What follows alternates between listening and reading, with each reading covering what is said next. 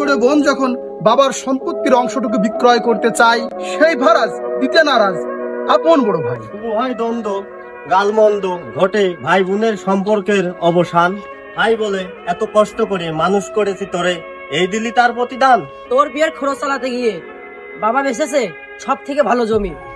লোভের জ্বালায় ফারাজ বেচতে এসেছিস, তুই যে এত বড় হারামি। ভাই লোভের জ্বালায় নয়, বিপদে পড়ে এসেছি, দামটা দিয়ে ন্যায্য।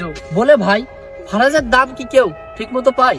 তোর কথা গায়ে হয় না সহ্য। শোন বোন, লামসাম কিছু দাম নিয়ে জমি করে দিয়ে যা আমার নামে রেস্টি, না হলে ভাই বোনের এই সম্পর্ক থাকবে না আর মিষ্টি। হজ করে এসেছেন ভাইজান, এলাকার লোক তোমায় হাজী সাহেব বলেই ডাকে। একবারও কি ভেবে দেখেছেন ভাইজান ফাঁকি দিচ্ছেন কাকে? শরীয় আইনে লেখা আছে ফারাজ বোনের ন্যায্য অধিকার। বোনের হক মেরে দিয়ে তুমি হারাবে পরোপার। ভাই তুমি লোক দেখানো ইমানদার, কঠিন তোমার অন্তর, মাথাটা ভর্তি গোবর। বোনের হক ফাঁকি দিলে তুমি মাফ করে দেব আমি, কিন্তু ছাড় দেবে কি ওই কবরে?